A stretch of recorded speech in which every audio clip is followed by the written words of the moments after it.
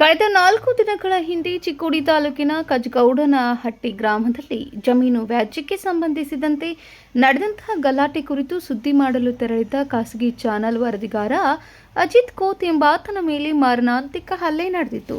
ಈ ಕುರಿತು ಚಿಕ್ಕೋಡಿ ಪೊಲೀಸ್ ಠಾಣೆಯಲ್ಲಿ ಪ್ರಕರಣ ದಾಖಲಾಗಿದೆ. ಇಲ್ಲಿಯವರೆಗೆ ಪೊಲೀಸರು ಅವರ ವಿರುದ್ಧ ಯಾವುದೇ ಕಾನೂನು ಕ್ರಮ ಕೈಗೊಂಡಿಲ್ಲ ಎಂಬ ಆರೋಪಗಳು ಕೇಳಿ ಬಂದಿದೆ. ಇದೆಲ್ಲ ಒಂದೆಡೆಯಾದರೆ ಇನ್ನೊಂದೆಡೆ ಹಲ್ಲೆಗೊಳಗಾದ ಪತ್ರಕರ್ತನ ಪತ್ನಿ ಸೇರಿ ಆತನ ಸಹೋದರ ಸಂಬಂಧಿ ಗರ್ಭಿಣಿ ಮಹಿಳೆಯ ಮೇಲೂ ಪ್ರಕರಣ ದಾಖಲಾಗಿದೆ.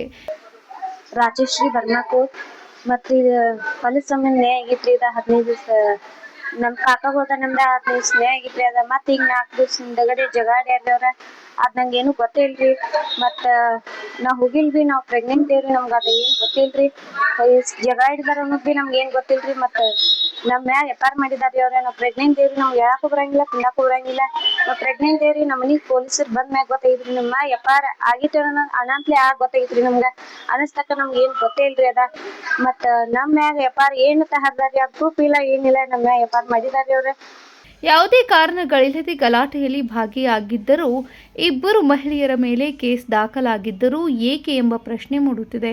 ಇದೆಲ್ಲವನ್ನ ಗಮನಿಸಿದರೆ ಇದರಲ್ಲಿ ಯಾವ ಕಾರಣದ ಕೈವಾಡ ಅಡಗಿದೆ ಅಥವಾ ಪೊಲೀಸರು ಯಾರ ಒತ್ತಡಕ್ಕೆ ಮಣಿದು ಕ್ರಮ ಕೈಗೊಳ್ಳಲು ಹಿಂದೇಟು ಹಾಕುತ್ತಿದ್ದಾರೆ ಎಂದು ಹಲವು ಅನುಮಾನಗಳಿಗೆ ಕಾರಣವಾಗಿದೆ. ಸಂವಿಧಾನದ 4ನೆಯ ಅಂಗ ಎಲ್ಲರಿಗೂ ನ್ಯಾಯ ಒದಗಿಸಿಕೊಡುವ ಓರ್ವ ಪತ್ರಕರ್ತನಿಗೆ ನ್ಯಾಯ ಸಿಗದೇ ಇರುವುದು ನಿಜಕ್ಕೂ ದುರ್ದೈವದ ಸಂಗತಿ ಎಂದು ಸಾರ್ವಜನಿಕರು ಮಾತಾಗಿದೆ.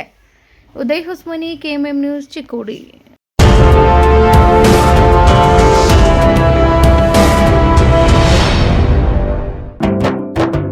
जले दीप अंगना में होगी रोशन दुनिया, पलकों तले छा जाए चांद तारों का साया, रंगोली में खिले रंग खुशियों के भी तराने, तन मन झिलमिल जाए हर पल होंगे सुहाने, ये अटूट बंधन खिले हर आशियाना, रंग वस्त्रों का खजाना मन भाए